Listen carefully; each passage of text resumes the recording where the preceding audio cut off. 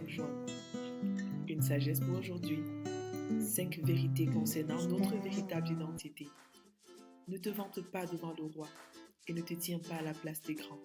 Proverbe 25, verset 6. Le monde dans lequel nous vivons aujourd'hui nous impose un système de valeurs erroné. On a tendance à croire que notre valeur est liée soit au niveau de notre rang social, à la quantité de nos biens, de nos richesses ou de notre argent, ou alors au degré de nos problèmes, ou alors au degré de nos diplômes ou à notre capacité à raisonner ou à penser. C'est au point où beaucoup servent Dieu avec cette mentalité de mérite. D'autres vont jusqu'à croire qu'au ciel, leur place auprès de Dieu va dépendre de ce qu'ils auront fait sur cette terre. Qu'en pensez-vous?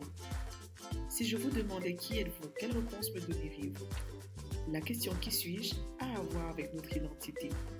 Notez bien, notre véritable identité dépend de notre véritable vision du monde et de notre véritable système de croyance. Peu importe ce que nous disons être, peu importe ce que nous faisons pour paraître, peu importe ce qu'on dit de nous, ce qui compte, c'est ce que Dieu dit de nous. Les rois des nations ont leurs critères propres sur lesquels ils se basent pour choisir des personnes afin de les honorer. C'est déjà un honneur que d'être invité par un roi. Pour ce qui est de la place à choisir, le sage recommande vivement de ne pas se surestimer du tout ou de ne pas avoir une prétention démesurée, mais de faire preuve de beaucoup d'humilité et de modestie, de peur de se sentir déshonoré et confus devant d'autres invités du roi. C'est en vérité concernant notre véritable identité. 1. Notre vision du respect et de l'honneur est fortement liée à notre véritable identité. 2. La valeur que nous attachons au regard des autres, les choix que nous faisons ou que nous ne faisons pas sont fortement liés à notre véritable identité. 3. Notre tendance au mensonge et aux cachotteries honteuses est fortement liée à notre véritable identité. 4. Notre attitude face aux reproches, aux critiques, à la souffrance, à l'injustice et à la mort est fortement liée à notre véritable identité. Enfin 5. Notre attitude face à l'argent, aux possessions et aux plaisirs de ce monde est fortement liée à notre véritable identité. Que dit-on de vous? Que dites-vous de vous-même?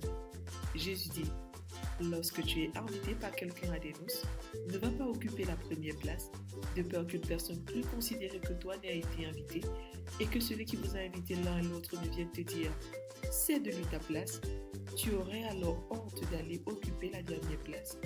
Luc 14, versets 8 à 9. Au travers de cette parabole de Jésus, Luc voulait amener Théophile à comprendre que dans le royaume de Dieu, l'humilité est une valeur fondamentale. Vérité, tous ceux qui acceptent l'invitation de Jésus-Christ marchent dans l'humilité. Application, croire en Jésus et me satisfaire de sa grâce sans envier qui que ce soit ni quoi que ce soit. Mise en garde des promesses. En effet, quiconque s'élève sera abaissé et celui qui s'abaisse sera élevé. Luc 14, verset 11. Prions ensemble. Père, merci pour ta grâce en Jésus qui m'a parfaitement restauré dans mon identité. Que mes paroles, mes choix et ma conduite soient en tout temps le reflet de cette identité restaurée.